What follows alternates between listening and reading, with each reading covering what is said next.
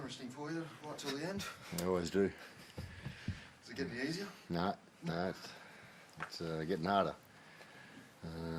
You don't enjoy those types of games where you can get out to a lead like that, but a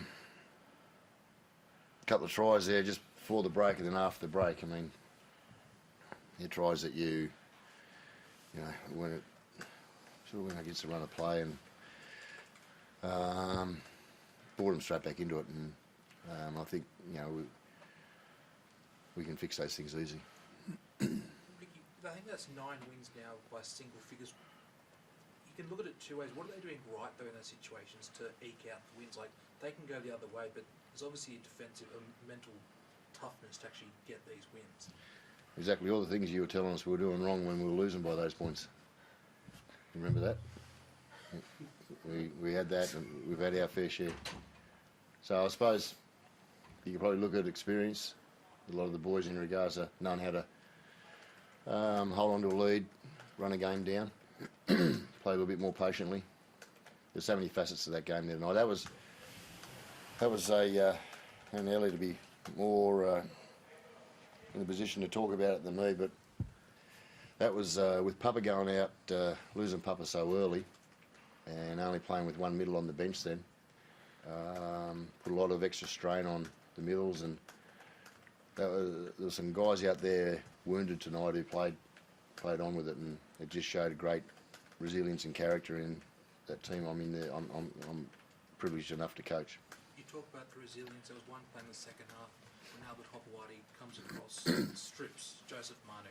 He scores that try 9 times out of 10. Is that what you're talking about? Yeah, well, I'm going to actually seek a little bit of see what the interpretation is there with the stripping of Elliott on the ground there. Both elbows hit the ground, and you're not allowed to do that when they come out and dive on the ground from goal line. So, you know, I want to get some clarification on that, because it shouldn't have got to that. I don't believe, unless I don't know the rule there. Is there something specific you think, I don't know if it's mental toughness or what, that's happened with Canberra to win these games in the way that you do? Because it's something of a knack you've got now. Yeah, it definitely is. Look, I think you know, we had a good chat, we had a good buy-in, we had a time to freshen up, and we spoke about, you know, we probably in some games we've conceded a few too many points, and you know, we don't want to do that. And I thought, you know, we showed that resilience when the Roosters scored early in the second half to find a way to get back into the game and, you know, get back into the grind with them. So it's something we are working on, and you know, I thought tonight we did that very well. It seems to be something that, you know, I think from the opposition's perspective, you must be the most difficult team in the league to play against. There's just so many little niggly kind of plays that you put on. Is that something that you pride yourself on, being a tough team to? Yeah, definitely. You know, we pull that jersey on and we want to do everyone proud. You know, past players and that, and they were all tough, and you know, it's something we pride ourselves on, and you know, we have some great players that put some great players on, and you know, to get them results is pleasing. But like I said, you know, we're working hard to fix some little things, working into the back end of the season, and you know, I thought tonight is a good start. You mentioned Lee earlier.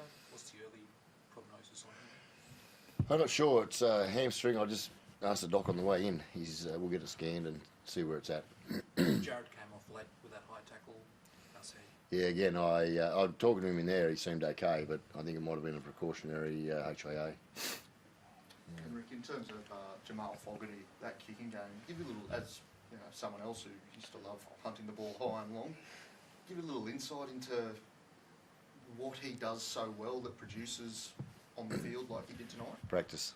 He's so diligent at doing extras. He's practice. He's one of the last blokes out of always on the field. It doesn't come normal. He is not wrapped for his kicking game. He's got as good as kicking game as some of the top kickers in the game. He's got height, he's got distance. His management now of the game in regards to his kicking has, I reckon, excelled, and I think it kept us on the front foot for a lot of the game there tonight. Sometimes you've got to be very. It's very hard to be patient in a game of footy because you like to do the pretty things and the things that excite people. You want to do more of that, or attempt to do more of that. When he's consistently banging away. You get bored of it, and players can fall for the cheaper option and the softer option, and then want to do something tricky. He doesn't understand how beneficial he is to the team. He's a point of difference, isn't it? Yeah. Thank Got you. a good kicking coach too.